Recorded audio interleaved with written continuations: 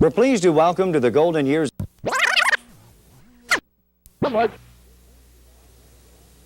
We're pleased to welcome to the golden years of television a man who has entertained and informed to the delight of his many loyal listeners. Please welcome Iowa broadcast pioneer Jerry Carr, and he's an early morning fixture in much of northeastern Iowa. Well, a very pleasant good morning. How are you today, huh? All set to go out and charge the day, you're bright-eyed and bushy-tailed? We have a lot of music, some news, sports, some weather information. Jerry Carr of radio station WMT in Cedar Rapids has earned the reputation as one of Iowa's most durable and listened to radio personalities, and for good reason. He delivers a mixture of music, homily, and homespun observation, touching the everyday lives of his loyal following. If ratings alone separate the monumental from the run-of-the-mill, Jerry Carr's impact on his listening audience is regarded as phenomenal by broadcast executives. If listenership loyalty is the measuring stick of accomplishment, one would be hard-pressed to find his equal. He's come to be known as the Old Cherokee, and in Cedar Rapids and beyond, he has attracted a dedicated following, which has come to regard Carr as one of the family, the one who wakes you in the morning and gets you on your way. Jerry Carr, thank you for joining us today. And, you've built up a tremendous listenership up there in Cedar Rapids. You know, over in eastern Iowa, they all think I'm an Indian. Here, you're calling me a pioneer. A pioneer? I don't know how they're going to accept that.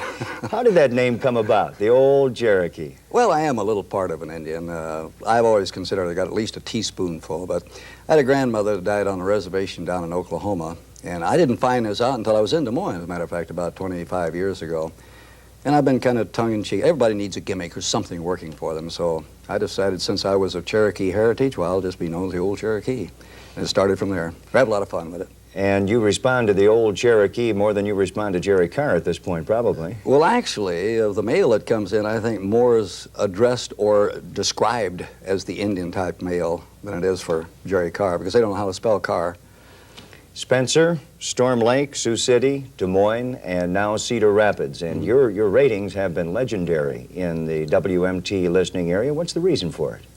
Oh, it's a good station, number one. We're a personality station, and as you mentioned there earlier, our job as far as the station is concerned is to inform as well as entertain.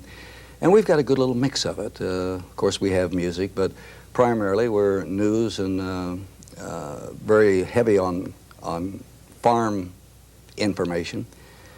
But we have a lot of fun. I have a trivia contest. I have a little mystery melody contest that's worth prizes, and we just have a lot of fun on radio. It's kind of like, well, if you remember an old-time radio, how radio used to be. I'm just so happy over there. It's I've always had the one-liner, it just beats the heck out of working for a living. I'll buy that. Because you look forward to going to it.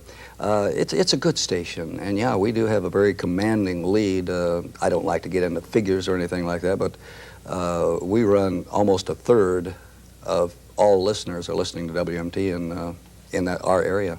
Jerry, you got into the business in a different manner than most do. 1954 is the year after 2 tours of duty in the armed services, and you got in kind of unusually, didn't you? Well, I didn't know for sure what I wanted to do, and I was working for the Harvester Company here in Des Moines, as a matter of fact, and it was out on Monday and back on Saturday and do your reports on Sunday and that type of thing. I says, must be something else. But while with the Harvester Company, I did a 30-day savings bond drive that the Harvester Company furnished a driver in the truck, and I toured the state. And as I stopped in some of the little towns, I had offers of radio jobs, and I had never thought of radio. And when I got back in, since I had the GI Bill available, I just went to school up in Minneapolis and been in radio ever since. And that was back in, I started then in '53. 30 years later, still involved in the business and still enjoying it. And what sort of goals have you set for yourself at this point? None, really. Just to continue. It's so much fun each morning. Every day is different. It's just fun to go to work. And I have a lot of opportunities of meeting people around in our area, speak to quite a few organizations, and I belong to a number of organizations around in eastern Iowa. And it's just like, that's all part of your family, and it's a good feeling. A good feeling, and you leave a good feeling with your listeners. You're a very patriotic American, aren't you, Jerry? Oh, I don't think perhaps any more than anybody else is, but I do have the advantage of when I feel something about our country or our flag, I'm talking to, 40, 45,000 people, and I can tell them and remind them. That's kind of an advantage. Sure, I belong to, I think, most all the veterans organizations and been very active in it. I've been branded as a flag waver, which I consider a compliment, to be quite truthful. And you've gotten into the situation now where you're a speaker in demand. Your schedule of speaking engagements is mind-boggling. You get out quite a bit. Speaking or telling stories? A little bit of both. Sometimes I think I'm just a kind of a stand-up comic. Yes, I do speak to a number. I had 60 engagements last year, for instance. And although there are a lot of stories, I always get a little bit serious, something about our country or depending on the group that you're talking to. It's an enjoyable thing. You get to meet people and eyeball to eyeball and find out who is actually sitting there listening to you in the morning when you're saying, well, the temperature is so-and-so and the time is such, and how would you like to hear this bit of music, that type of thing. Jerry Carr, radio announcer, is now Jerry Carr, actor. That's something new in your life, isn't it? Well, there are people who would debate that, to be quite truthful, but no, I did have the opportunity 6 years ago to go on the stage for the first time, and this is a little production in Cedar Rapids by the Cedar Rapids Symphony Guild. And they call it the Follies. They put on this musical every year. And I played the part of Cole Porter or Florence Ziegfeld, as the case may be, and kind of cameo appearances, but the feeling of the stage. You enjoy it? Oh, yeah, love it. Love it. Just love it. A little bit of ham in all of us, isn't there? And anybody who says that clothes do not make the man has never seen me in a white tuxedo. There you go. Jerry, let me ask you this. The business has changed quite a bit in your 3 decades behind the microphone. What was it like when you got in the early 50s? Well, of course, in radio now, even as opposed to television, too, either one, your cassettes, your VTR, these things that have come along have so not only simplified, but improved radio and communication so much. It was a lot of just your own thing, I suppose, back then, and I don't know, it has changed through the years, but it's changed so slowly you don't really notice any of that much. Although when I think back of using the big discs for the little 20-second announcements instead of a tape, and I can remember when we first started on just reel-to-reel tape, and I thought that was the greatest thing that ever happened. Instead of using these big old discs, we just have a little reel-to-reel tape. Whereas now we just punch in a little cart and hits it off, How about Jerry Carr personally? What mountains do you still have to climb? Oh, thinking, remembering. Got a lousy memory. I have a one-liner about that. I've always contended you show me an Indian with a good memory and I'll show you a highly irritated Indian. But I have never had a memory, and it's surprising what sticks in your mind and then what doesn't. But I can be in a telephone interview, for instance. You'd be surprised how many times I might even just forget the name of the person I'm talking to. Mm-hmm. And it's that's the biggest hurdle. That's age, isn't it? It better be. It better be. It better be.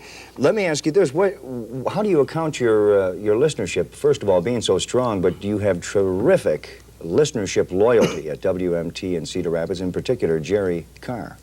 Well, the station, number one, is a good station. And I think, too, that, of course, I do make a lot of appearances, and I meet a lot of people face to face. And I think, after you meet a person that you can have a chance to hear on radio or see on television, you have a tendency more to feel like you know them, and that becomes part of your morning or part of your afternoon or evening, as the case may be. And I think that helps a lot. That's one reason why I love to do these appearances. And you've been supported by a terrific news department down through the years. We have a tremendous news department, number one in eastern Iowa as far as I'm concerned. Have a good farm department. The Big Shoe, our sports department, or Ron Gonda referring to, good sports department. We have top quality all the way through. And you've enjoyed every minute of it, haven't you, Jerry? Betcha. You betcha. It's been a lot of fun, a lot of fun. Jerry, I want to thank you for joining us, and on behalf of your many fans and your many listeners in eastern Iowa, thank you very much. Well, thank you. Next time on the Golden Years of Television, we get an unusual opportunity to look back to the time when the weekly variety show dominated the television schedule. Ed Sullivan reigned supreme, presenting the toast of the town and the Ed Sullivan Show, Sunday nights for 23 straight seasons. And the King of Television presents the King of Rock and Roll, Elvis Presley, in an historic 1950s appearance. That's next week on the Golden Years of Television. Until then, I'm Mike Newell, and thanks for joining us on our journey through television's past.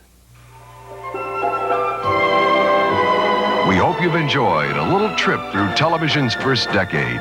We'll be back with more of the fabulous 50s when we once again bring you the golden years of television.